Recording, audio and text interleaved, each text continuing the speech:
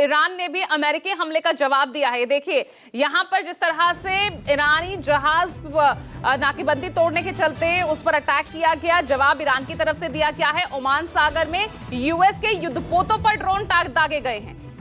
तो स्थिति आप देख सकते हैं, वार पलटवार यहां पर भी चल रहा है।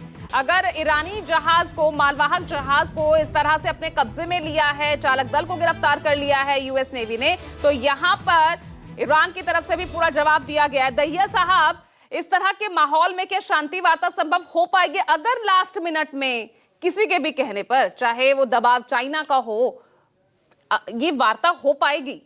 हमले लगातार जारी है, एक तरफ से युद्ध विराम है, हमले एक दूसरे पर किए जा रहे हैं, वार पलटवार चल रहा है।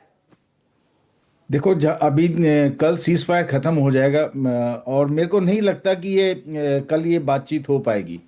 और इसकी जो मुख्य वजह बातचीत की जो नहीं हो पाएगी वो ये है कि यूएसए ईरान को निगोशिएटिंग टेबल पे लेके आ रहा है, उसको धमकी देकर,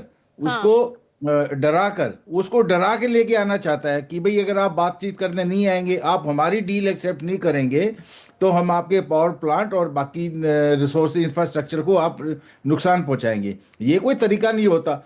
अमेरिका ने क्या कोई बात की है जो ईरान की जो डिमांड है, जो उन्होंने अपनी डिमांड रखी थी 10 सूत्रीय प्रस्ताव जो दिया की था, अमेरिका वहां से ईरान की बातों का कहीं भी कोई डिमांड्स का कहीं भी कोई भी उल्लेख नहीं है।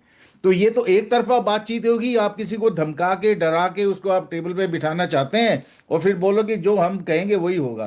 तो ये जो माहौल है, ईरान ने अब तक तो हामी भरे ही नहीं ना इस शांति वार्ता के लिए। अब तक उसका एक भी पॉजिटिव रिप्लाई नहीं आया।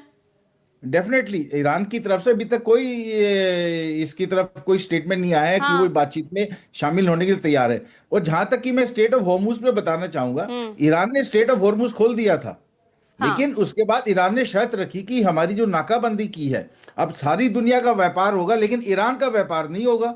ये कैसे मंजूर हो सकता है कि ईरान के पोर्ट्स को तो आप नाकाबंदी करेंगे और बाकी खाड़ी के देशों से जो भी निर्यात और आयात होना है वो स्टेट ऑफ हॉर्मुज से खुला रहेगा। तो इसी बात को लेकर ईरान ने फिर दोबारा से स्टेट हॉर्मुज को बंद कर दिया।